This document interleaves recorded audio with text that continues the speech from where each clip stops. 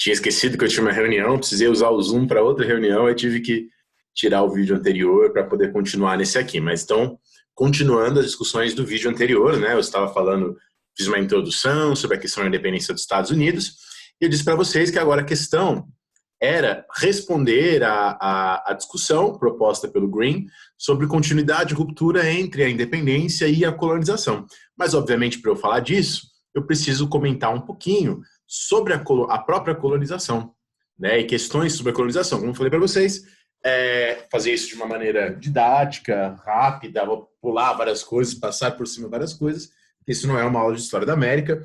O nosso objetivo aqui não é compreender a colonização, mas exatamente os processos revolucionários dentro do mundo atlântico, e para isso a gente precisa falar dos Estados Unidos, né?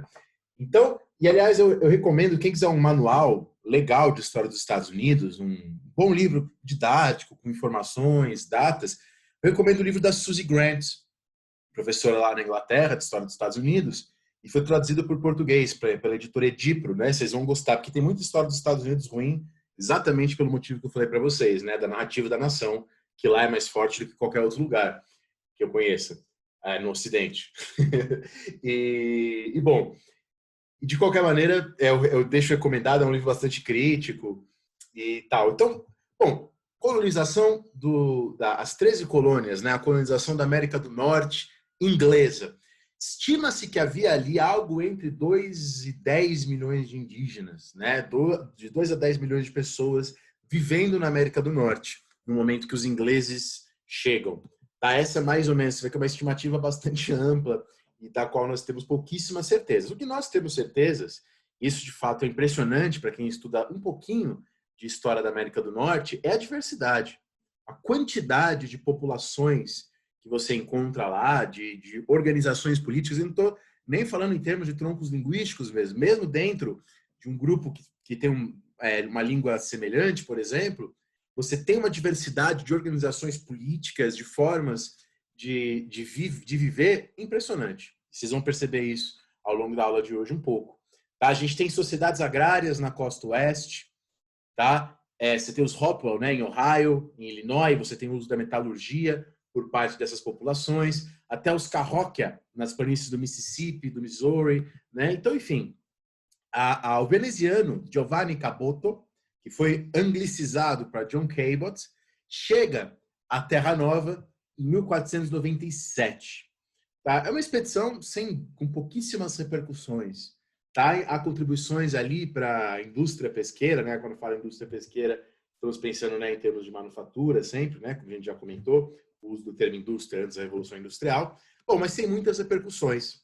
Há um grupo depois de aristocratas protestantes da West Country, depois procurei no Google o que é isso dentro da Inglaterra, caso você não saiba.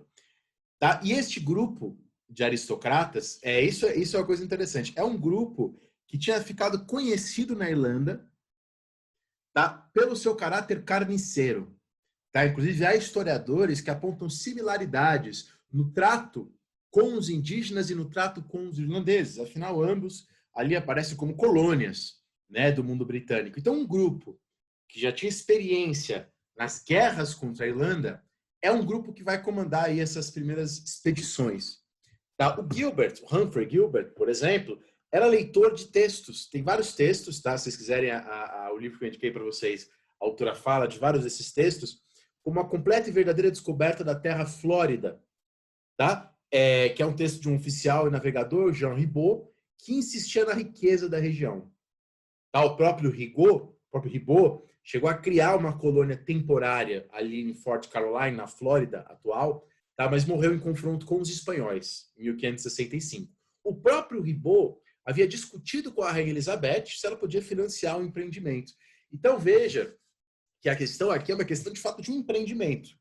Tá? Um grupo de aristocratas querendo dinheiro, e a partir desses relatos, eles buscam financiamento para a sua empresa, né, para o seu empreendimento na América do Norte. O Gilbert, leitor desses textos que prometiam riquezas lá, em 1578 adquire da Rainha Elizabeth I uma licença para colonizar qualquer parte do globo não detida por um monarca cristão. Tá? Ela dá licença para ele. Ele que já tinha experiência, de novo, ele era conhecido pelas suas ações na Irlanda, né, decapitando pessoas e tal. 1583, ele organiza uma expedição à Terra Nova, tá? E para a felicidade de muitos irlandeses, ele se perde na volta, tá? E morreu aí no mar. Bom, depois quem assume com a morte de Gilbert no mar, Rayleigh assume a licença, tá, em seu lugar. Eram todos parentes ali, como eu coloquei. O Rayleigh era meio-irmão do Gilbert e primo do Grenville. Tá? Bom, ele ganha essa permissão de novo. O que dizia a permissão? Ó, a permissão está escrito assim: descobrir, procurar, encontrar e avistar terras, países e territórios remotos, pagãos e bárbaros, não possuído por qualquer príncipe cristão, nem habitado por povos cristãos. Tá? O Rayleigh encomenda a seu amigo Richard Hackley uma obra para persuadir Elizabeth I a apoiar, a financiar os seus empreendimentos. Na obra, ele vai, e é interessante essa obra para entender um pouco da época, das percepções. O Hackley, ele lembra a superpopulação da Inglaterra e ele fala, ó, aqui na Inglaterra tem muita gente, aqui na Inglaterra tem muita pobreza, isso pode causar furtos e outras perversões. Então ele fala que um projeto colonial criaria trabalho, inclusive dentro da Inglaterra, né? Trabalho assim no setor da navegação, por exemplo, combateria o ócio, beneficiaria o comércio e ajudaria a propagar o evangelho. Tá? É muito legal você ver esse tipo de discurso ali no século XVI. Tá? O cara já dizendo, ó, vamos remover os indigentes aqui da Inglaterra. De fato, eles vão tentar fazer isso depois. Tá? Bom, em 1584 é feita uma viagem de reconhecimento que retorna com 2 indígenas, o Mateu e o Van Schaick, tá? E um saco de pérolas. Quer dizer, essas viagens, esses textos alimentam a ideia de que há infinitas possibilidades de riqueza na América do Norte. Bom, havia uma guerra ali na região que eles aportam, isso chega, mas apesar disso ainda fica a ideia da riqueza. A Elizabeth oferece um navio de linha, o Tiger. Tá? E, na verdade, a Elizabeth está muito mais envolvida com outros assuntos. Ela não vai dar um privilégio enorme para essa expedição, mas ela vai financiar a expedição. Ela oferece um navio. O objetivo declarado da expedição, justamente em relação à guerra que estava acontecendo lá, era salvar os nativos Roanoke da ameaça de crueldade espanhola. E vocês lembram das nossas aulas de Revolução Inglesa, quando a gente falou das rivalidades, né, entre a Inglaterra e os espanhóis. Logo mais tem a coisa da Invencível Armada, 1588. Bom, ela envia alguns homens, então o Grenville, o Cavendish e o Hugh Lane. Tá? Todos eles repetindo que experiência militar na Irlanda. Com eles vão alguns pintores, alguns matemáticos e os 2 nativos voltam. Tá? Eles chegam na terra dos Roanoke e o Rayleigh batiza a terra de Virgínia, em homenagem à Rainha Virgem. A Rainha Elizabeth é a primeira das colônias inglesas na América do Norte. O John White volta para a Inglaterra para obter suprimento, o pintor. Tá? O seu navio foi confiscado. Então, era para ele chegar, pegar suprimento e voltar. Ele deixou a família dele na América do Norte. Tá? Ele chega, o navio dele é confiscado justamente para lutar contra os espanhóis na guerra contra a Invencível Armada. Ele só retorna para lá em 1590. Ele encontra a colônia abandonada e os colonos desaparecidos, inclusive sua filha e sua neta. Tá? Então, perceba também que essa fundação das 13 colônias, da primeira das colônias, né, da Virgínia, tem a ver com um conflito entre Inglaterra e Espanha também. Tá? Tem a ver com esse contexto internacional. Começam a se propagar relatos pela Inglaterra, de novo, sobre a riqueza das terras e esse tipo de coisa. Em 1533 é criada uma companhia, que não é diretamente ligada à América do Norte, a Companhia da Moscóvia. A função da companhia era encontrar uma passagem para as Índias a Nordeste. Tá? Essa foi a ideia da fundação, para com isso angariar lucros futuros. É um investimento, é um empreendimento. Tá? Esta companhia se tornará modelo para outras companhias, especialmente a Companhia de Londres, de 1606, depois rebatizada de Companhia da Virgínia, em 1609. Essa, sim, a primeira companhia de comércio que está preocupada, que está visando ganhar lucros a partir da América do Norte. Tá? Rayleigh vende, né, aquele que tinha os direitos que ele herda, né, do meu irmão, ele vende os seus direitos na Virgínia para Thomas Smith, que lideraria a próxima expedição. Thomas Smith, vocês conhecem dos desenhos da Disney. Tá? Bom, aqui, inclusive, um desses frontispícios, tá? Como era comum, oferecendo desses textos, né, do texto do Thomas Harriot sobre a Virgínia, Os textos, como eu falei para vocês, se difundem pela Inglaterra nesse momento. Como era comum, oferecia-se à Europa, né, um lugar rico, um novo Éden, tá? Um lugar que oferecia riquezas e tudo mais. Então, com a ascensão de Jaime I, com a morte, né, da Rainha Elizabeth, e a ascensão da dinastia Stuart, primeiro com Jaime I, como nós já vimos no nosso curso, a Inglaterra não é mais tão antagônica em relação à Espanha. Esse antagonismo diminui. Então, agora, a ideia das 13 colônias em antagonismo com a Espanha essa ideia perde um pouco. A Companhia da Virgínia precisa atrair pessoas para fazer suas expedições. Tá? Ela não tem, né, todos os recursos do mundo, ela não tem pessoas, ela precisa atrair pessoas. Tá? Quem que vai querer ir para a Virgínia nesse momento? Quem que vai querer ir lá? Bom, a promessa é a seguinte, o que ela promete para as pessoas pobres é o seguinte, ó, você é uma pessoa pobre. Então a companhia paga, né, a sua viagem. Chegando lá, você está com uma dívida, né? Você tem que trabalhar. Tá? É a tal da indentured servant, né? Ou a servidão branca, como ficará conhecido. Ou, às vezes, se você pagar a sua passagem, aí você já está adquirindo ações dessa companhia. Então, a ideia da companhia ao fazer isso é uma expectativa de lucros futuros, tá? Para futuros empreendimentos. Então, vem a indentured servant, né? Um trabalho servil. Você trabalha para a companhia por 7 anos. Tá? Para pagar a sua viagem. Depois dos 7 anos, você está livre para fazer a sua própria fortuna. Essa é a esperança que a companhia vende para atrair pessoas. Tá? 1607, portanto, 104 homens e meninos fazem só homens, não há mulheres, não há meninas, fazem a travessia em 3 navios, liderados pelo capitão Newport, e acabam no recém-nomeado Rio James, numa cidade que eles chamam de Jamestown, na Virgínia, em homenagem ao rei James I, que a gente traduz como Jaime I.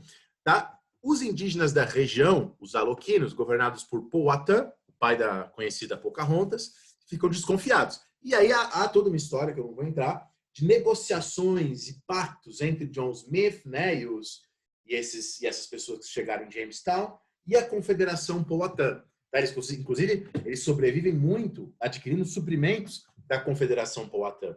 Tá? Diferente do que os relatos que a companhia patrocinava, aqueles relatos que vendiam Éden e tal, diferente do que esses relatos disseram, em vez de encontrar o paraíso terrestre, há gravíssimos problemas de fome. Tá? Especialmente entre 1609 e 1610, quando morreram 440 dos 500 colonos. No mesmo período, a relação com a Confederação Powhatan, a Zeta, o próprio Smith, contudo, nos seus relatos que vão servir para a companhia no futuro atrair mais pessoas, minimiza isso daí. Ele fala que essa fome, que isso daí são eventos extraordinários. Ele minimizará isso daí nos seus futuros relatos sobre a Virgínia. Bom, as expedições da década seguinte, então, para atrair mais gente e para para atrair mais gente, para atrair mais dinheiro e para tentar minimizar esses problemas na chegada, da fome e tudo mais, a companhia passou a ceder, a companhia que tinha licença da coroa sobre a região, passou a ceder 40 hectares, depois diminuir para 20, àqueles que ali chegavam, aqueles que chegavam livres, né? Não aqueles que chegavam como servos, né? Nessa servidão temporária. Aqueles que detinham ações na companhia ganhavam ainda mais terras. Então, é importante eu falar isso porque você já percebe para a gente se contrapor à narrativa da nação. Tá? Estava lá a América, tudo livre, a terra, era só você chegar e trabalhar, que você se tornava proprietário, a terra das oportunidades. Você vê que não é bem assim. Você vê que as pessoas que já tinham dinheiro na Inglaterra eram favorecidas, e as que não tinham não eram favorecidas. Você vê que elementos, claro, que há uma abertura, de novo, né? Ninguém aqui está procurando regras dogmáticas. É óbvio que há uma abertura, é óbvio que há possibilidades, mas é errado você falar numa terra de oportunidades igualitárias. Não é isso que se coloca. Tá? Há guerras, inclusive com a Confederação Powhatan, que vão se suceder. Tá? 1609, Robert Gray, nesse texto dele sobre a Virgínia, disse: que direito ao penhor podemos adentrar a terra desses selvagens? Tirar deles sua herança legítima e implantarmos-nos no seu lugar. Tá? Então, já perceba que ele não concorda, ele fala que tem direito, porque depois ele vai falar sobre a importância da conversão e tal nesse texto, mas a importância desse questionamento estar lá, mesmo que ele não concorde, né, mostra que esse questionamento já existia, que esses problemas já estão colocados. Tá? Que não é anacrônico a gente pensar nessa questão. Claro, é anacrônico a gente pensar nessa questão nos termos de hoje. Mas essas questões sobre posse, possessão, indígena, como vocês viram também em América Espanhola, não são questões só posteriores. Tá? Com a morte do Poitin e a tomada do poder por seu irmão na Confederação Poitin, chega a ser um acordo com essa população de Jamestown, que depois vão fundar outros lugares na Virgínia. Tá? Então é importante que nesse momento, no comecinho do século XVII, de 30% a 40% dos habitantes ali eram servos, que precisavam pagar a sua passagem. Tá? Não havia mulheres. Tá? Por isso, em 1619, a companhia envia, nas palavras da companhia, tá? 90 donzelas jovens, bonitas e honestamente educadas, obviamente, em geral, mulheres pobres, né? Lembra da ideia de tirar os indigentes da Inglaterra, tá? Para casar-se com os homens e os tornarem mais acomodáveis e menos volúveis. Tá? O preço de uma mulher era de 150 libras de tabaco. Então, por 150 libras de tabaco, você consegue encomendar uma esposa para você. Então, veja que a mulher também entra como mercadoria, assim como esses trabalhadores pobres aí que estão trabalhando para pagar sua passagem como servos. Nesse ano de 1619, tá? O mesmo ano em que chegam as primeiras mulheres da Inglaterra, é o ano que chegam os primeiros escravizados, trazidos pelos holandeses. Porém, nesse momento ainda não havia leis regulamentando a escravidão. E há um debate historiográfico, que eu não vou entrar aqui, obviamente, de como é que funcionou a escravidão, se é que ela existiu mesmo, entre 1619 e 1641. As primeiras leis da Virgínia, dizendo que a escravidão existe, tá? Aconteceu em 1641. Tá? Inclusive, então, há relatos de pessoas que entraram como escravizadas, mas tinham propriedades, né, na região e tal. Então, há um debate sobre o que aconteceu. Mas, de fato, nesse momento, a população negra ali na Virgínia é muito pequena. São muito poucos. O status deles é muito ambíguo, tá? Nesse momento. Quando que isso vai mudar? Vamos chegar lá já. Bom, 1620, a Companhia da Virgínia ordena aos governadores, tá, o Francis Yates e o George Yardley, que restringam as plantações de tabaco. Que o pessoal está começando a plantar tabaco porque queria. Tá? Para se concentrar nos produtos de subsistência e nas trocas de pele com os indígenas e na extração de madeira. E assim, se concentrando nos produtos de subsistência, eles evitariam novas ondas de fome, que tinham acabado de acontecer, e a lucratividade da companhia ficaria por conta da madeira e das peles, trocadas com os indígenas ou adquiridas na caça. Bom, a população ali da Virgínia desrespeita as regras da companhia e as plantações de tabaco conhecem uma gradual expansão. Tá? Tanto que não havia moeda lá e o tabaco acaba tornando-se a unidade monetária padrão. Tá? 1624, a Companhia da Virgínia foi à falência e a Virgínia será, a partir de então, até a independência, uma colônia da coroa. Tá? Com a falência da companhia, que tinha licença, que foi adquirida, né, comprando o Raleigh, a Virgínia torna-se uma colônia régia. Por enquanto só tem a Virgínia. Tá? Com o fim da companhia, inclusive, a companhia tinha uma política de contatos com os indígenas para troca de peles, tá? E para conseguir esse tipo de produto. Com o fim da companhia, você vai ter uma expansão da plantação de tabaco. Tá? E nesse sentido, você tem massacres e guerras com os indígenas mais frequentes, tá? Porque havia uma política de tentativa de conciliação por parte da companhia. Bom, há uma expansão do tabaco. Enquanto isso, nós temos ali um domínio espanhol, no que depois serão a Flórida e a Carolina do Sul. Então, logo abaixo da Virgínia, você tem uma colônia espanhola. Ao mesmo tempo, você tem incursões francesas crescentes na região chamada de Nova França, que é o que depois seria Minnesota, Mississippi, Alabama, Michigan, Louisiana. Tá? Quando a gente falar em Louisiana, no final do período colonial, não é a Louisiana de hoje. É todo o território ali a oeste dos Apalaches, uma região enorme. Tá? Então, há invasões francesas, tá? Incursões francesas crescentes, lideradas por Louis Joliet Jacques Marquette, tá? E que descobriram que o Mississippi corria para o sul, em direção ao Golfo do México. Lembra do mapa que eu mostrei para vocês na última aula? Se quiserem, voltem lá para dar uma olhadinha ou procurem outros no Google. Tá? Então, ninguém nesse momento, é isso que eu queria falar aqui, ali em meados do século XVII, a presença britânica na América do Norte, quer dizer, praticamente 100 anos antes da independência, a presença britânica na América do Norte ainda era muito pequena. E ninguém diria que os britânicos, que a América do Norte seria de língua inglesa no futuro. Tá? Tava muito mais para língua espanhola ou língua francesa nesse momento.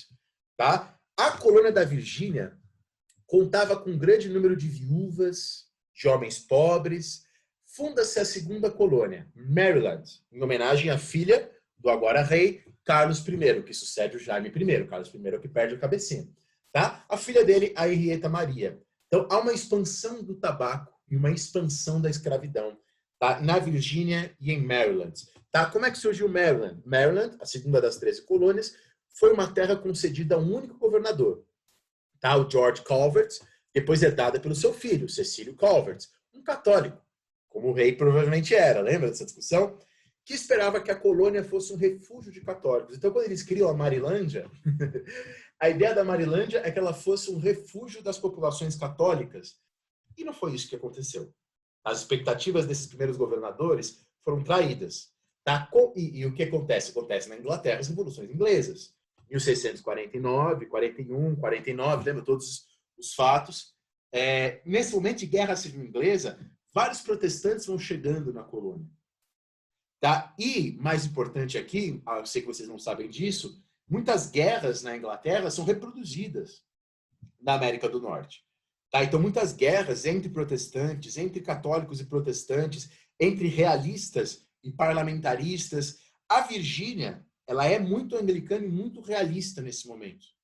Tá? O Calvert, o Cecílio Calvert, o filho do George, instala uma lei de tolerância. Claro, que é uma tolerância nos moldes desse período, tá? Tolerância com os cristianismos. Não tinha tolerância com os judeus, por exemplo. Ele continua proibindo. Bom, enquanto isso está acontecendo, essas duas colônias aí principais, temos a fundação de novas colônias. Tá? 1620 até 1642, temos as primeiras grandes expedições, a primeira, o Mayflower, de peregrinos, tá? De protestantes. Então, há toda uma história, que eu não vou entrar aqui, tá? Bom, o seu destino inicialmente era a Virgínia, o destino desses peregrinos.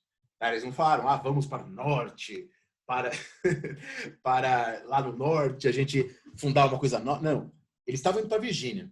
Tá? Mas acabaram em uma região mais ao norte, tá? Isso como uma navegação do período, etc., fora da região concedida pela colônia. Então, eles chegam na região do norte, que a gente chama hoje de Nova Inglaterra. Caso você não saiba o que é Nova Inglaterra, eu tenho certeza que a maioria de vocês não sabem, vai no Google aí, descobrir, né, ver no mapinha bonitinho o que é a Nova Inglaterra. Então, eles chegam na região, que é a região que nós conhecemos como Nova Inglaterra. Tá? E nessa região, a população indígena estava muito reduzida.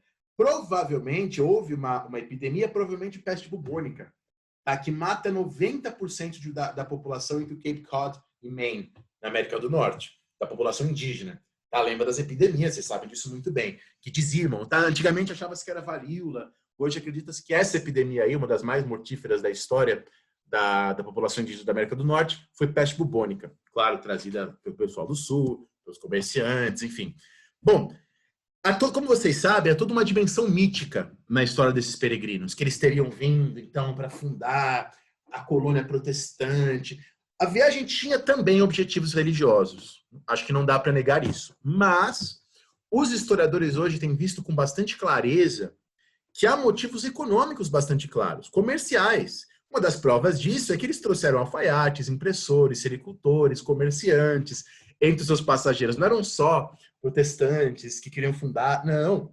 Tá? Inclusive, há uma expressão daquele historiador que escreve aquele livro, o Niall Ferguson, de Harvard, que ele fala, not God, but cod, né? Não Deus, mas bacalhau, peixe. Então, objetivos pesqueiros, e aquela é uma região muito boa para isso, no norte. Bom, nas décadas do governo Stuart e na Guerra Civil, são cerca de 20 mil puritanos que chegam na região da Nova Inglaterra. Seremos como uma cidade da colina, os olhos do mundo, disse John Winthrop, um dos líderes dessas expedições. Tá? São criadas vilas nessa região. Essas vilas tinham de 130 a 260 quilômetros. Elas se organizavam assim, você tinha as câmaras municipais, cercadas de pastagens e lavouras. Tá? Inicialmente, isso é uma coisa muito legal, porque inicialmente elas eram coletivas. E com o passar do tempo, elas dão lugar a pequenas propriedades de 40 a 80 hectares. Quer dizer, eles quase que seguem, né, o caminho dos cercamentos e da formação da propriedade privada que acontece na Inglaterra também.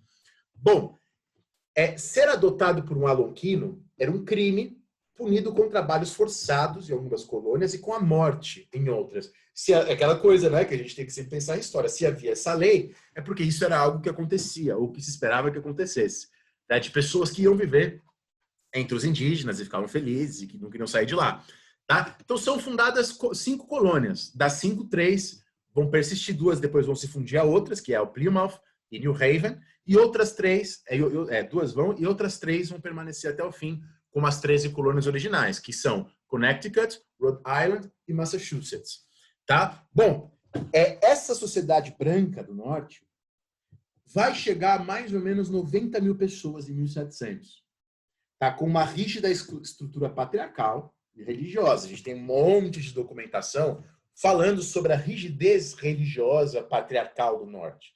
Tá? Por exemplo, uma lei publicada em Massachusetts, em 1647, obriga cada povoado com mais de 50 famílias a manter um professor. Espera aí, vou atender aqui o telefone. Stop. Bom, voltando aqui então à nossa discussão, já peguei a encomenda e share screen. Bom, então, nesse sentido, uma lei de Massachusetts de 1647 obriga cada um desses pequenos povoados, com mais de 50 famílias, a manter um professor para alfabetizar o povoado e, assim, ensiná-los a ler a Bíblia. Tá? O texto da lei diz assim: sendo um projeto principal do velho Satanás manter os homens distantes das Escrituras, se decreta para tantos que toda municipalidade nessa jurisdição designará um dentre o seu povo para que ensine a todas as crianças que recorram a ele para ler e escrever. Lei de 1647. Em 1637, 10 anos antes, após um ataque da tribo Pequot, colonos brancos aliados a outra tribo, os Narragansett, que tinham uma rivalidade com a tribo Pequot, massacraram a maior parte dos habitantes da tribo Pequot e os venderam vivos, né, como escravizados no Caribe. Um doce sacrifício, segundo um desses líderes protestantes, William Branford. Estou dizendo esse fato, tem vários outros parecidos, né? Como eu disse para vocês, não vou falar tudo aqui. Estou dizendo esse fato para que vocês percebam que é absolutamente equivocado a visão de um norte virtuoso que não tinha nenhum envolvimento com a escravidão e um sul escravista. Uma bobagem. Assim como depois você vai ter a presença de muitos escravizados negros, sobretudo nos portos do norte. Boston estava cheio, tinha uma população escravizada negra grande. Tá? Claro que você não tem no norte as plantations que você tem no sul, isso no final do século XVIII, né? Mas você tem também essa presença. Enquanto na Virgínia e em Maryland, os governadores eram nomeados pela coroa, nas colônias do norte, por enquanto, isso vai mudar também, havia um tribunal geral e um governador eleito pelos homens proprietários. Tá? Somente homens proprietários, que eram vistos como aqueles que tinham independência, enfim. Tá? No mapa, essa é a região da Nova Inglaterra. É uma região, né, que hoje tem vários estados. Aqui, a coisa da narrativa da nação. Isso aqui é uma pintura do século XIX. Tá? Essa imagem construída a posteriori sobre esses peregrinos. Nós estamos aqui combatendo um pouco, mas o objetivo não é combater a narrativa da nação. Né? O objetivo é mostrar o que a documentação nos mostra, os estudos historiadores nos mostram, que, por sua vez, é diferente da narrativa da nação.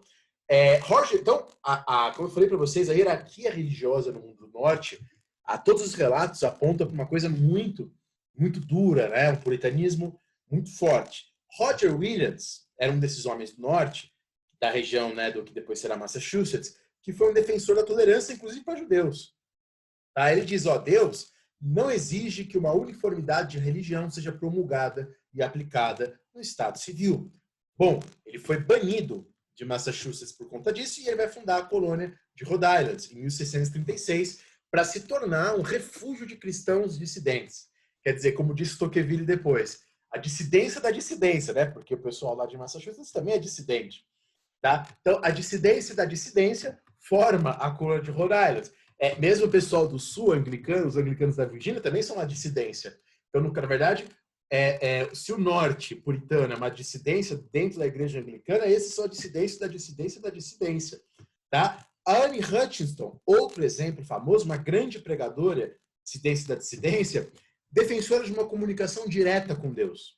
Tá? Foi condenada em Massachusetts pelo Winthrop, né, que eu citei o Winthrop um pouco atrás, por faltar às honras com a igreja e seus ministros, quer dizer, por contestar a hierarquia religiosa. Ela vai se juntar ao Roger Williams em Rhode Island. Tá? O cunhado da Anne Rushdie, o Wellwright, John Wellwright, abandona Massachusetts e junta-se a um outro pequeno grupo religioso, também dissidência da dissidência da dissidência, que vai se instalar em New Hampshire.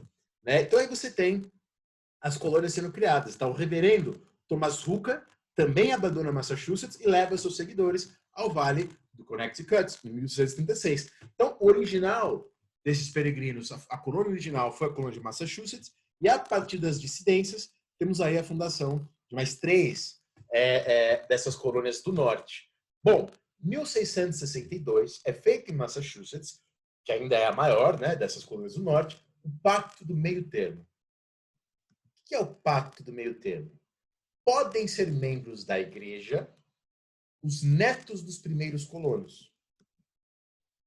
Ou seja, negros estão chegando, ainda são poucos. E as populações indígenas estão excluídas da comunidade bíblica. Então, diríamos, há uma série de parâmetros raciais ligados à comunidade bíblica do norte. Tá? Depois, quando lá para frente, né, eles falarem West, né, Whites, Protestants, quer dizer, ou seja, a ideia do West, né, do branco e protestante, associando questões raciais e questões religiosas, bom, isso tem toda uma história, né? Então, há a exclusão. Então, você não tem, apesar dos discursos iniciais da Companhia da Virgínia, que nós vimos, a Companhia da Virgínia que já faliu, não temos um projeto de conversão das populações indígenas. Tá? Aí você tem grandes guerras nessas décadas com as populações indígenas. Em 1672, a guerra com os Potawatomi, na Virgínia, seguida por conflitos com os Dag, conflito com os... nem sei pronunciar isso daí. Em Maryland. Tá? O governador Berkeley considerava os indígenas, era o governador de Maryland. Nos seus discursos, ele chamava os indígenas de infecção. Tá? E mais, o preço das terras está crescendo. Ó, como as coisas de terra das oportunidades não é bem assim. Tá tornando-se inacessível às pessoas que se recém-libertam da servidão. As pessoas estão elas terminam de pagar suas dívidas com as companhias que pagam sua viagem, com a coroa, com os fazendeiros, mas elas não conseguem acesso à terra em regiões próximas aos vilarejos. Nathaniel Bacon, por isso, fará uma grande rebelião de brancos pobres, que resultará, isso na Virgínia, que resultará na destruição de Jamestown. A Virgínia, até o final da colonização, do período colonial, é a maior região, tá? É onde está a maior parte da população. Então, soma-se as revoltas, as guerras indígenas, revoltas de brancos pobres. Tá? Essa é a situação. Tá? Há uma grande guerra contra a Confederação Wampanoag, tendo Metacom como Sachem. Tá? Sachem é uma espécie de líder, mas não é líder como a gente entende, né? Por isso que os historiadores mantêm o original, da palavra original indígena. A rebelião de Metacom, que passou, chamada de Guerra do Rei Filipe, tá? Foi iniciada em 1675, após o assassinato de John Sassamon. Tá? Como você percebe pelo nome dele, era um indígena que foi criado por uma família inglesa, cristão e formado em Harvard. Né? Harvard fundada em 1636. Então, quer dizer, o assassinato de um indígena que tinha se juntado aos cristãos é o estopim de uma grande guerra, uma guerra de larguíssimas proporções. Há uma vitória dos colonizadores. Inclusive, esse é o primeiro momento em que há uma união de alguns membros dessas colônias que estão estabelecendo no norte, a Confederação da Nova Inglaterra, para proteger-se contra os indígenas e contra os franceses. Ora, Mary Rowlandson foi uma moça que escreveu um texto, em 1682, chamado A Verdadeira História do Cativeiro e do Resgate, da senhora Mary Rowlandson. É o primeiro texto que a gente tem nos Estados Unidos, e um dos primeiros do mundo, se não me engano, eu não tenho conhecimento para dizer isso, mas eu acho que é um dos primeiros do mundo, se não o primeiro, desse gênero narrativa de cativeiro. Então, ela ficou num cativeiro dos indígenas, e ela escreve, né, usando salmos, de como ela, uma cristã, estava presa pelos hereges, bárbaros, pelos povos pagãos. Né? Então, esse tipo de narrativa que será muito forte na história, né? Lembremos que é uma narrativa dessas, Isso lá no século XIX, das que vão inspirar em 1898 a invasão de Cuba por parte dos Estados Unidos. É uma narrativa desse gênero, tá? Da Cisneros, caso vocês não saibam. A guerra declarada, diz a Suzy Mary Grant, a historiadora, tá? A guerra declarada contra as nações alonquinas ajudou os colonos brancos a afirmar uma identidade. Claro que não estamos falando de nacionalismo, tá? Estamos falando de uma identidade de exclusão, de repulsa às populações aborígenes do norte. E mais, essas guerras com os indígenas, associadas à questão dos brancos pobres, é um dos motivos, associado à lucratividade crescente do tabaco, são motivos que explicam a expansão da mão de obra escravizada vinda da África ou às vezes vinda retraficada do Caribe. Tá? Então, nesse momento, diante dessas questões dos brancos pobres, dos indígenas, a escravidão cresce junto às plantações de tabaco e ela vai se institucionalizar juridicamente. Tá? 1641, quer dizer, no momento aí de guerras e tal, temos as primeiras leis da Virgínia, estabelecendo a escravidão. 1660, há outras leis estabelecendo que os filhos dos escravizados herdarão a condição jurídica da mãe. 1667, em Maryland, a escravidão é uma instituição jurídica perpétua. Veja que são colônias separadas, então tem leis diferentes também. Na Virgínia, as leis de 1667 e 1670 estabelecem coisas como o batismo não altera a escravidão, quer dizer, havia esse problema. Eu batizo, isso na Virgínia, né? Eu batizo, lembra que essas leis são muito regionais, tá? Eu batizo e será que agora eu liberto? Tá? Aí se estabelece que não. Negros não podem ter criados brancos ou cristãos. Então, leis também para as populações negras livres. Tá? 1705, a Câmara da Virgínia codifica o escravizado como um bem móvel, tá? Como uma propriedade. 1741, a Carolina do Sul faz leis, tá? A chamada Lei para a Melhor Ordenação e Governança dos Negros e Outros Escravos, restringindo movimentações sem permissão dos proprietários. 1650, 4% da população da América do Norte era negra, enquanto o número era de 91% no Caribe, né, que eu tinha falado depois do Caribe. Em 1770, esse número já é 22%. Então, 1650, a população negra é muito pequena, ainda na América do Norte. 100 anos depois, ela já é um quinto da população. E se considerarmos apenas o Sul, é quase a metade. Tá? Se considerarmos a Virgínia, se considerarmos apenas o Sul, é quase a metade. Tá? Aliás, enquanto isso está acontecendo, guerras com os indígenas, leis institucionais na escravidão, enquanto isso acontece, acaba a primeira parte, acaba a Guerra Civil da Inglaterra. Os Stuart, com Carlos II e depois Jaime II, voltam ao trono na Inglaterra. E a gente já até comentou um pouco disso, tá? Mas vou repetir porque eu sei que vocês esqueceram. Nesse período, tá, nós temos, primeiro, herdeiros das políticas cromwellianas, né, do Oliver Cromwell. Nós temos uma expansão comercial, né, lembra dos atos de navegação e tudo mais. Então, nesse contexto, nós temos um surto de empreendimentos coloniais, tanto que a gente tem as chamadas colônias da restauração, novas colônias que vão ser criadas na América do Norte nesse momento. Ao mesmo tempo, o Jaime II, né, o que sucede o Carlos II, ao mesmo tempo que ele busca uma centralização, aumento do poder da coroa, tá, dentro da Inglaterra, ele também tenta fazê-lo fora da Inglaterra. Tá? Então, há esforços efêmeros de dissolução das câmaras alta e baixa dentro do mundo das 13 colônias. Já explico melhor isso. Tá? Há esforços efêmeros do Jaime II de criar o domínio da Nova Inglaterra, quer dizer, de fato, unificar as colônias. Tá? Os esforços do Jaime II são efêmeros, porque eles são logo interrompidos pela Revolução Gloriosa de 1688. Tá? E com a Revolução Gloriosa, a gente tem na América do Norte a queda do governador de Massachusetts, de Nova York e de Maryland, tá? Os quais eram realistas, né? Eram pró-Stuart. Tá? Então, nesse momento, mas antes de eu falar isso, nesse momento, entre 1660, a restauração dos Stuart, 1688 e 89, a Revolução Gloriosa, nesses 28, 29 anos, a gente tem as colônias da restauração. Então, uma multiplicação de empreendimentos coloniais. É o caso das duas Carolinas, fundadas por um grupo de donatários, incluindo o futuro conde de Shaftesbury, ele mesmo, o protetor do Locke, o vô do outro Shaftesbury, do deísmo, que vai inspirar todo o iluminismo. O Locke, inclusive, participa desse empreendimento. da fundação das Carolinas. Tá? Então, elas são fundadas primeiro, que nem aconteceu com a Virgínia, por empreendedores individuais, grupos e tal, e depois elas vão se tornar colônias régias também, com governadores nomeados pela coroa, em 1729. Tá? Os novos Países Baixos, você tinha uma colônia que eram os chamados Novos Países Baixos, que haviam sido fundadas por holandeses. Em 1664, elas são cedidas, né, por meio de tratados e compras, ao Duque de York, que é o futuro rei Jaime II. Tá? Por isso que esses novos Países Baixos passam a se chamar Nova York, que vão se tornar também colônia régia, governador nomeado pela coroa, quando o Jaime II torna-se rei.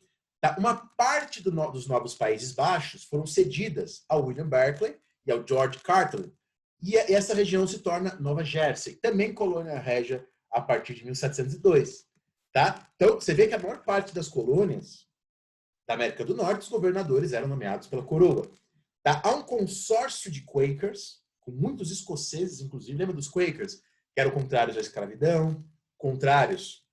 Nós vimos até que a origem dos Quakers parece que eles não eram bem assim, mas eles vão se transformando ao longo da história. Contrários ao serviço militar obrigatório. Tá? Um consórcio Quaker, liderado por William Penn, compra um pedacinho de Nova Jersey, com autorização do rei Carlos II. Tá? Ele vai chamar essa região de a Pensilvânia, em homenagem ao próprio William Penn, que vai ser um polo de atração Quaker. Tá? Inclusive de Quakers perseguidos em Massachusetts, como o caso da Mary Dyer, que foi executada em Massachusetts. Tá? Então, nessa região, os impostos eram mais baixos porque não havia serviço militar obrigatório. Ele chama a capital da Pensilvânia de amor fraterno, né? Philos, né? É amor em grego, amor fraterno em grego, Filadélfia. Bom, também narrativa da nação. Cuidado com a narrativa sobre a Pensilvânia, né? A Pensilvânia, o lema, no cross, no crown, sem coroa, nem cruz, liberdade religiosa, menos impostos. Não que não haja isso em alguma medida, tá? Mas lembre-se que é um governo hereditário, tá? E lembre-se de outras coisas que eu já vou falar, porque, por exemplo, Delaware era uma colônia sueca, foi fundada pela nova companhia da Suécia, foi comprada também pelo William Penn, em 1703. Tá? Bom, Plymouth vai se unir a Massachusetts, New Haven vai se unir a Connecticut, e agora nós temos aí as 13 colônias. Tá? 1732, 12, né? Esqueci de uma. 1732, endividados britânicos vão fundar como seu asilo a Geórgia. A ideia da Geórgia era uma ideia idealista, tá? De um general norte-americano, tanto que lá não existia álcool, lá não existia escravidão, em 1732. Depois, em 1751, a Geórgia se torna como Nova Jersey, como Nova York, como as Carolinas, como a Virgínia, uma colônia régia. E quando torna-se uma colônia régia, as leis contrárias à escravidão são abolidas, há uma expansão das plantações de arroz, e aí a Geórgia se integra na dinâmica sulista. Tá? Então perceba como é que funcionava politicamente as colônias. Elas tinham um governador, que na maioria dos casos, eram nomeados pela coroa. Tá? As exceções, Rhode Island e Connecticut, tá? Onde você tinha uma legislatura que elegia o governador. Tá? Nos outros casos, é um governador nomeado pela coroa ou pelo donatário. Tá? Então, há um governador nas 3 colônias. Há uma Câmara Alta, também chamada de Conselho, tá? Que é nomeada por esse governador. Tá? Uma espécie de Senado, entre aspas. E há uma Câmara Baixa, eleita pelos homens proprietários. Tá? Em muitos desses casos, a quantidade, percentualmente falando, tá? Em muitos casos, na maioria deles, a quantidade de homens habilitados a votar em representantes para a Câmara Baixa, percentualmente falando, era maior do que na Inglaterra. Temos uma questão importantíssima para hoje. Tá? Então, ó, só para vocês terem uma boa noção aí dos números. Opa, desculpe. Só para vocês terem aí uma boa noção dos números. Massachusetts torna-se uma colônia régia em 1691, New Hampshire em 1679, 1692, enquanto Massachusetts sofria pressões externas, quer dizer, um ano depois dela se tornar uma colônia régia, tá? Você terá lá o julgamento por feitiçaria em Salem, das bruxas de Salem, que foi iniciado pela, entre aspas, escrava Tituba, né? John Hale, vai escrever nesse momento, né, uma modesta investigação sobre a natureza da bruxaria, em 1702, e ele chegou, inclusive, a acusar sua esposa, né, de bruxaria nesse momento. Então, veja, no início do século, então esses surtos de bruxaria, de perseguição, envolvendo questões religiosas, como eu falei para vocês. No início do século XVIII, apenas a Pensilvânia, Maryland, Delaware, Rhode Island e Connecticut não eram colônias régias. Apenas essas. Tá? Das 13, apenas 5 não eram colônias régias no início do século XVIII. Bom, em 1696 é criado um conselho régio. Em 1701 é feita uma medida que é a seguinte: pela Revolução Gloriosa, e é uma coisa que a gente herdou no mundo ocidental e no mundo oriental, no mundo inteiro, é a coisa que foi dada da Revolução Gloriosa. A Revolução Gloriosa criou uma coisa que é a estabilidade dos juízes, tá? Como uma forma de manter o juiz imparcial, para o juiz não proteger nenhum nem outro. O juiz não pode ser demitido. Ele tem uma carreira estável. Isso existia na Inglaterra. Isso foi negado na colônia. Tá? Então perceba que já no começo do século XVIII, o status da colônia não era exatamente igual ao da Inglaterra. Tá? Perceba que a Inglaterra no século XVII, ela passou, como a gente viu, com bastante detalhes, até demais, depois eu fiquei pensando, talvez poderia dizer mais sucinto, mas já foi. Mas o século XVII na Inglaterra, se tem uma situação de instabilidade muito grande, né? De guerras civis, conflitos religiosos. Pós-Revolução Gloriosa, isso diminui sensivelmente. Tá? No século XVIII. A situação agora da Inglaterra é outra. É uma situação pós-Revolução Gloriosa. Perceba que essas colônias são muito recentes, portanto, essas colônias na América do Norte, elas são fundadas no início do século XVII, a primeira, né, a Virgínia. Várias são fundadas ali no meião do século XVII. Então é só no século XVIII que essas colônias começam a ganhar uma importância maior no Império Britânico. E mesmo assim é uma importância menor do que a Jamaica, como a gente falou na parte 1. Tá? Ao longo do século XVIII, então a população das colônias vai crescer muito. É o século XVIII que as colônias passam até algum lugar ali no Império Britânico. Inferior ao Caribe, mas algum lugar. A população das 13 colônias passa de 265 mil pessoas para 2,3 milhões. Tudo isso sempre muito aproximado, a partir de dados bastante dispersos, né? Mas tem uma quantidade grande de estudos sobre isso. A diminuição, a imigração inglesa diminui no século XVIII para dar lugar a outras imigrações. O trabalho compulsório branco diminui bastante. E cada vez mais, quando falarmos em trabalho compulsório, estamos falando de uma população negra. Tá? Estima-se que, em 1700, na região da Nova Inglaterra, você tinha apenas 5% da população nativa. Então, na Nova Inglaterra, a população nativa já tinha basicamente sido extinta da região, ou expulsa da região. Tá? Cerca de 500 mil pessoas. Então, esse crescimento das colônias, uma grande parte dele é pela imigração. 500 mil pessoas entram na América do Norte entre 1700 e a independência. A imensa maior parte dessas pessoas, trabalhadores escravizados oriundos do continente africano, cerca de 250 mil pessoas. Muitos irlandeses, 108 mil irlandeses, 35 mil escoceses, tá? E 50 mil deportados, e aí de várias regiões, deportados da Inglaterra, do país de Gales, da Irlanda, da Escócia. 85 mil alemães e 100 mil trabalhadores civis brancos.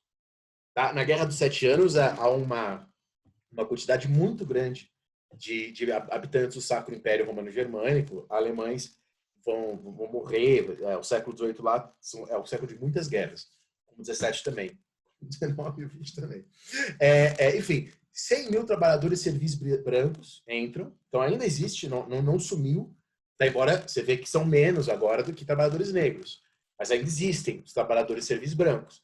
Tá? A Nova Inglaterra leva o rumo de Boston e Newport para a Guiné, transportava escravizados da África para as Índias Ocidentais, retornavam à América com melaço, açúcar, chamou-se isso já de comércio triangular. Hoje são tantas complexidades, né, que até tem um mapa aqui, podia ter colocado, mas enfim, não importa. São tantas complexidades que não é mais triangular, né, mas enfim. O que interessa é que a expansão da escravidão integra tanto o norte quanto o sul das 13 colônias fortemente no comércio atlântico, no mundo atlântico.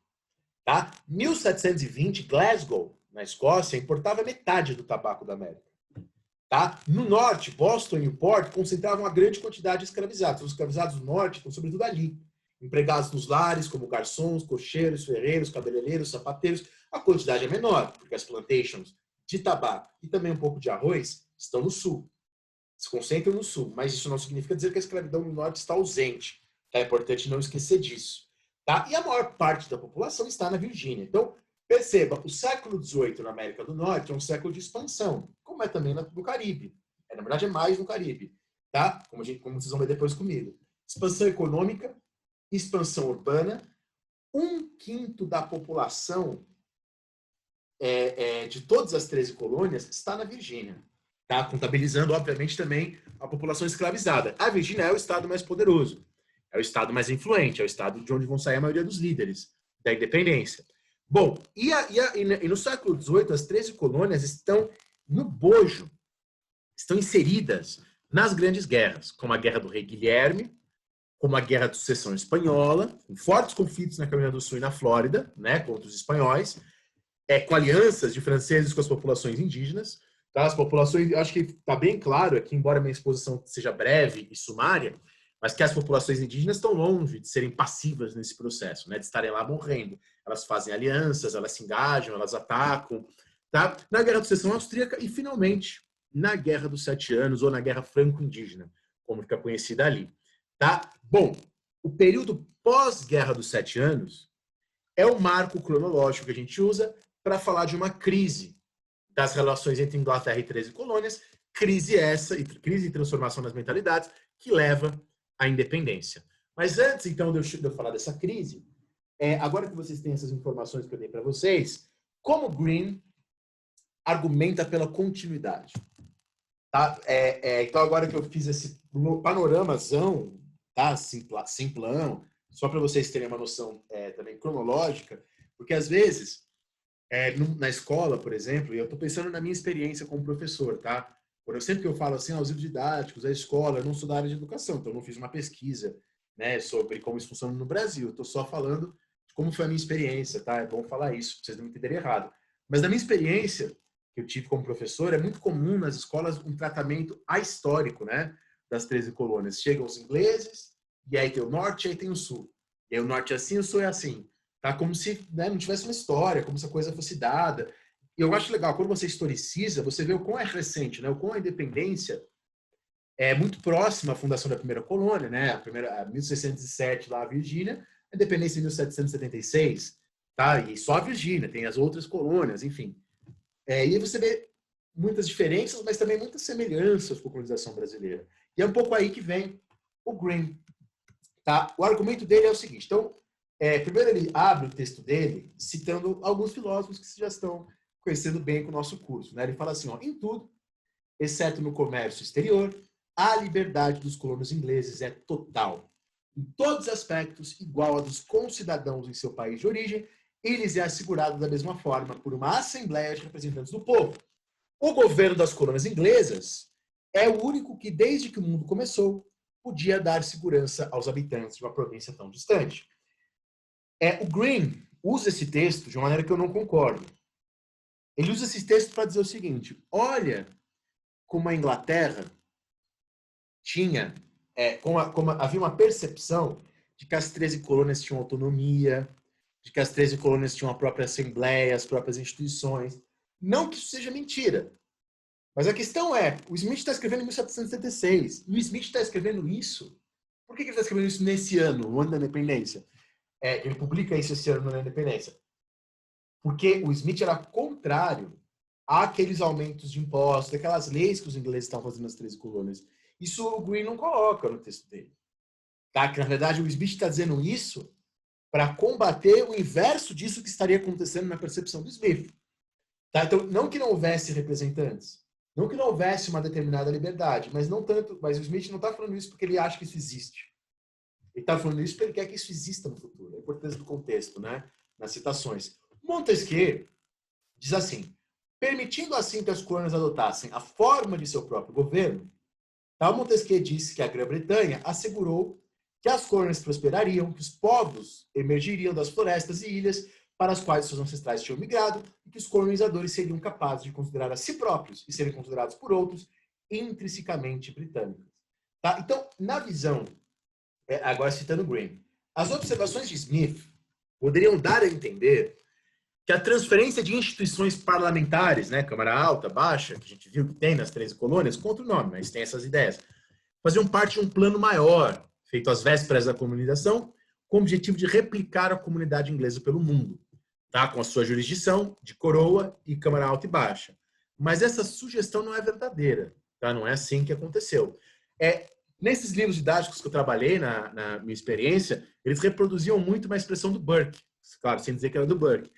O Burke, em 1757, ele diz que havia em relação às 13 colônias uma saudável negligência, uma negligência salutar, tá? Porque elas teriam um grau de autonomia, e ele escreve isso justamente dizendo depois que essa autonomia está sendo minada. Tá? Ele escreve isso no contexto da Guerra dos 7 Anos. Tá? Nenhum vestígio de um espírito legislativo e abrangente aparece no planejamento de nossas colônias. O assentamento de nossas colônias nunca seguiu um planejamento regular, mas elas se formaram, cresceram e floresceram, obedeceram ao acaso. Claro que eu tiraria essa parte do acaso, mas deixaria a parte de que não há um planejamento das 13 colônias.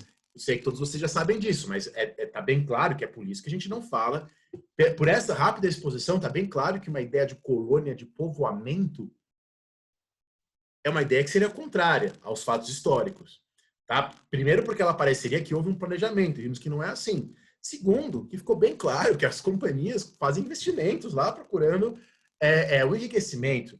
Que mesmo os peregrinos foram lá na busca de pesca, trouxeram comerciantes, tá? Há povoamento, há exploração, há todas essas coisas. Tá? E essa exploração também não significa dizer que eles estavam produzindo tudo para a metrópole. Tá? Não é exploração naquele sentido. Acho que ficou claro. Por isso que é importante a narrativa, né? Porque às vezes a gente fica nesse excesso de esquemas explicativos, e às vezes a narrativa mostra que não é bem assim, né? Ela clarifica, saber quem nomeou, quando foi, quando chegou.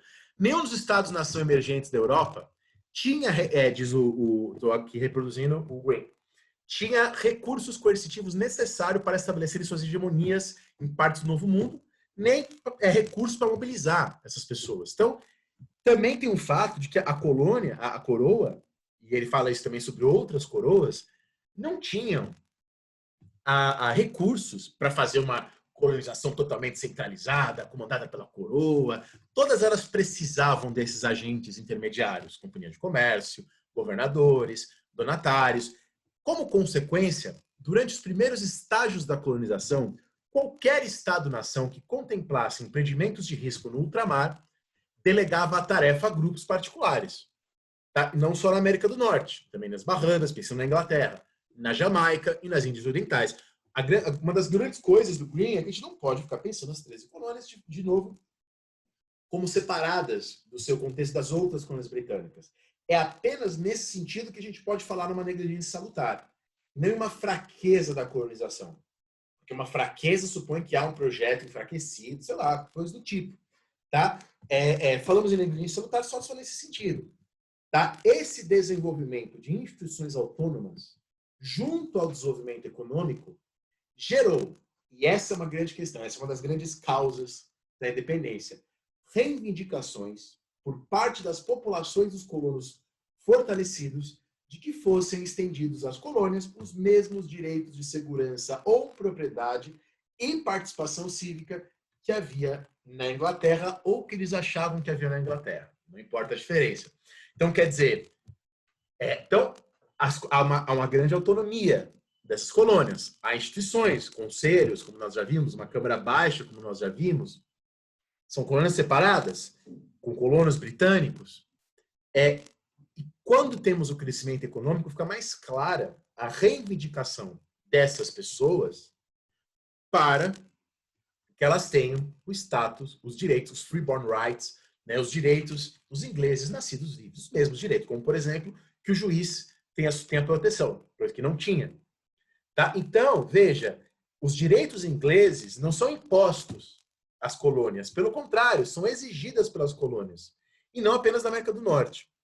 Tá? Então, há uma reivindicação das liberdades inglesas. Quando eu falo isso, estou falando da common law, lembra?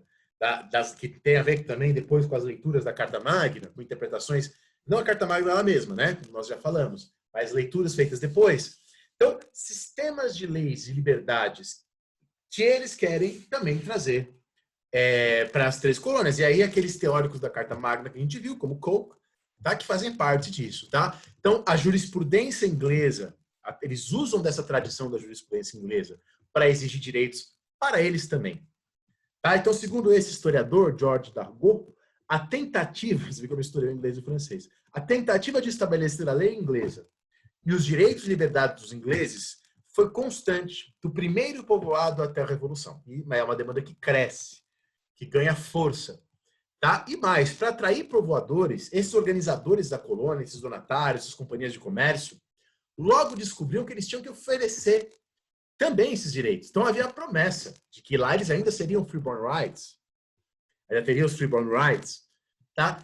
Então, aproximadamente entre 1620 e 1660, como a gente já discutiu, toda a colônia americana tinha uma assembleia eleita pelos homens proprietários. Virgínia e Bermuda, então agora saindo das três colônias, 1620, Massachusetts, Maryland, Connecticut, Plymouth, New Haven e Barbados, 1630, Antigua, Rhode Island, St. Kitts, na década de 1640, Montserrat, Nevis, na década de 1650. Então, quer dizer, até 1660, então, nesse período, restauração das revoluções inglesas, você tem assembleias representativas pipocando pelas colônias, não só na América do Norte. Tá? E essas assembleias representativas é isso, com a sua prática, conforme o tempo, ela vai ganhando autonomia, identidade, iniciativa, passa a enviar coisas para a Inglaterra. Tá? O manifesto da proliferação na Inglaterra da teoria clássica do governo misto, do republicanismo, tá? Isso vai ser trazido para as 13 colônias. Tá? Na Jamaica, a monarquia dos Stuart vai sancionar um governo desses. Vai sancionar um governo desse. Lembra que a Jamaica foi adquirida no contexto do Oliver Cromwell, lembra que a gente falou disso lá atrás. Todas as novas colônias adquiridas, como resultado da Guerra dos 7 Anos, então as colônias que vão ser adquiridas na segunda metade do século XVIII pela Inglaterra, a Flórida Oriental, a Flórida Ocidental, Granada, São Vicente, Tobago, Dominica, vão estabelecer também assembleias. Tá? Então, quer dizer, é uma questão política. A proliferação de assembleias nas colônias britânicas, e há uma coisa dialética. A proliferação dessas assembleias, pelas suas práticas, vai criar expectativas de que os direitos ingleses, ou que eles entendiam seus direitos ingleses, sejam atendidos. Isso ganha força. As assembleias cada vez vão se reunir com mais regularidade, por períodos de tempo maiores, aprovando cada... Então, você tem uma prática ao longo das décadas, tá? Que vão criar lideranças. As práticas criam lideranças, criam leis cada vez mais estáveis, leis cada vez mais unificadas, tá? Bom, não é uma questão que eu quero entrar, mas é uma questão que a gente pode discutir. Até conversei com o Jonas para a gente fazer alguma coisa de comparação algum dia aí na UNB. Porque se você pegar a historiografia da América Portuguesa e da América Espanhola nas últimas décadas, dos anos 90 para cá, né? A partir do comecinho dos anos 90, posso dizer que há até uma aproximação, né? Vocês estudaram isso em Brasil Colônia, né? Das autonomias, e aí tem todos aqueles termos, policinoidal, Fragoso, Espanha. Quer dizer, tudo isso nos faz cada vez mais, se 100 anos atrás, né? Em 1920, tinha a coisa da colônia de exploração, colônia de povoamento, que está lá no Caio Prado Júnior, né? Uma grande separação mesmo entre a América do Norte e nós. Aqui uma crescente ideia de uma aproximação. Tá? Citando Green, no último quarto de século, o renovado interesse no processo de formação dos estados nos primeiros anos da Europa moderna modificou a forma como os historiadores pensam o processo de governança nos impérios modernos. Essa literatura mostrou que o primeiro estado moderno, né, o estado na época moderna, que ele chama de primeiro estado moderno, para diferenciar do estado moderno do século XIX, sempre limitado em seus recursos fiscais, administrativos e coercitivos, foi caracterizado por sistemas de governança indireta e por soberanias fragmentadas. Quando o fizeram, tanto os britânicos como os espanhóis, durante a segunda metade do século XVIII, se depararam com a poderosa resistência.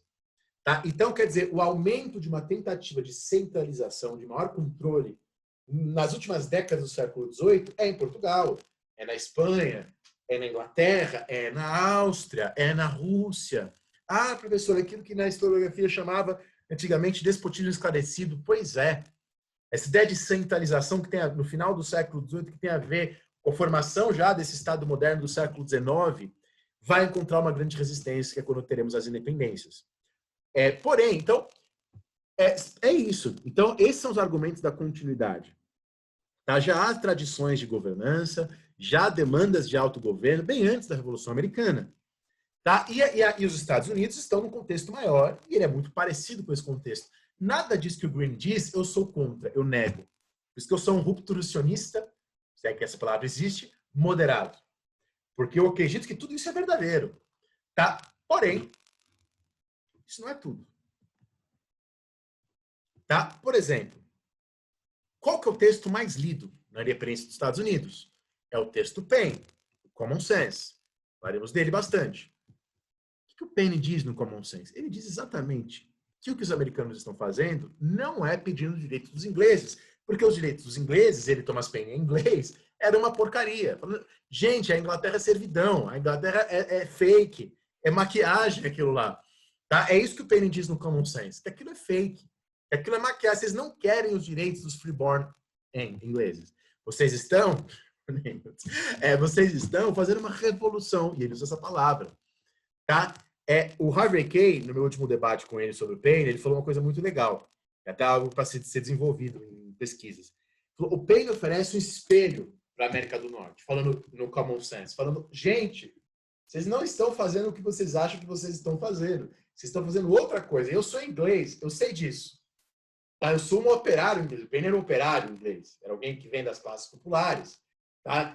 Eu na Inglaterra não tenho participação política, a monarquia, apesar da Revolução Gloriosa, ainda é tirânica, ainda é centralizada, ainda tem o poder de veto. Ele oferece um espelho, dizendo, não é isso que vocês estão fazendo. Tá? Quem são os primeiros a usarem a Declaração de Independência após ela ser feita? Embora, como veremos, o Jefferson tirou as partes da escravidão. São populações negras do Norte. Vão usar a declaração para exigir a abolição. Tá? Vocês entendem? Então não é só essa coisa do freeborn rights. A Revolução Americana não é só uma revolução conservadora, mas ela é também. Tá? Os norte-americanos não estão apenas reivindicando os direitos tradicionais ingleses. Há algo mais. E é isso que o Bernard Bailey, no texto que vocês leram hoje, tá aqui também, no texto que vocês leram hoje, é isso que ele está mostrando. Que está traduzido para o português, aqui, na EDUSC, as origens ideológicas da Revolução Americana. O Bailey está dizendo, gente, não estamos apenas e tão somente recuperando. Há outras coisas, há uma leitura das ideias republicanas que trazem coisas novas. Por isso que é a Revolução. Mas isso agora vou tentar mostrar isso para vocês na parte 3, na qual vou narrar a Revolução Americana e, claro, como eu sempre faço, a gente vai enxertando as discussões historiográficas na narrativa. Já me posicionei, adotando Green, mas de maneira crítica. Tá? E é isso. Vou fazer aqui a segunda parte, vou terminar aqui, já que eu estou dividindo em partes mesmo. Depois eu vou almoçar agora e depois eu faço a parte 3 com vocês.